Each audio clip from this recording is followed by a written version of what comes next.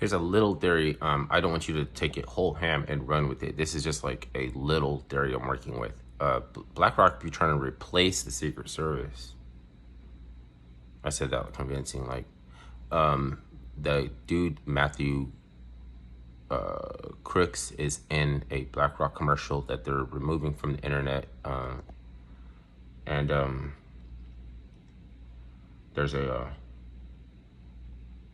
preacher who predicted, and like he was saying that when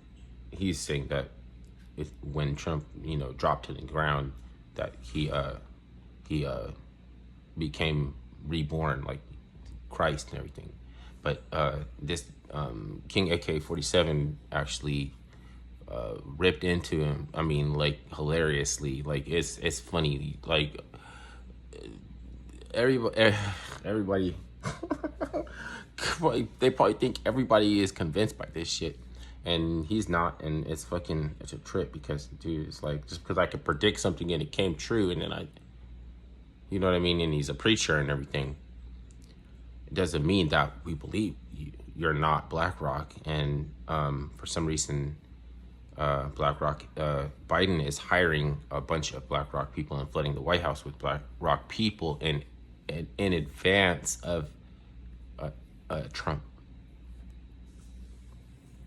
So the Secret Service, they're famous for like relaxing security when they want to send someone a message, like Obama, when they sent this blonde woman to go and walk right up behind him at a press conference or something and look over his shoulder. Like, there's supposed to be nothing but staff and security around, and they just let her like walk right up and just looking like I'm aloof, like I don't even know. Ooh, cool, are you the president? And she's like sitting right behind him. Like, that's how they talk. That's how they send a message when they want some people to get it and not everybody, because some people can't process that there's anything being because this is a nice person, they're good people, they want you to bring you to Jesus Christ and everything like that. There's no possible way that they could ever be BlackRock. Is BlackRock, like, are they in the clear from being a nefarious investment? Because I mean, they did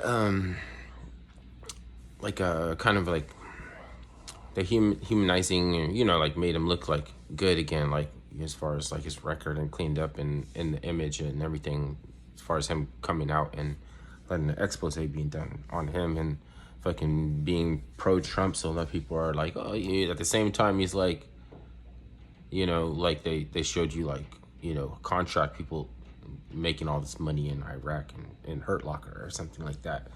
And like a lot of people didn't resonate that well with what they're doing, but then apparently like, oh no, it's good, like, the record and everything and what they were able to do kept servicemen from, like, we're allowed to send them home and all these kind of good things, right? So like, yeah, why are we crucifying this dude? He might be okay, he's Trump supporter. We don't. When does he could be another what's his name, Frigozin, for like Putin or something like that. And instead, this Frigozin is trying to get Trump out the way for quicker. I don't know. You don't have to believe that one. I'm not suggesting that because that looks like, like, ooh, I got the smoking gun. Fuck no. But I mean, that is, somebody's gonna be the swamp that we didn't know is a swamp. I'm not saying it's him. I'm not saying just because it's too easy. You know what I mean? But I assume that there's somebody that we don't know that's in his camp that is gonna be not good for him, because we always find these people, like, people go into his camp and come out like they're, either they go to jail for probably nothing, or they stab him in the back and then something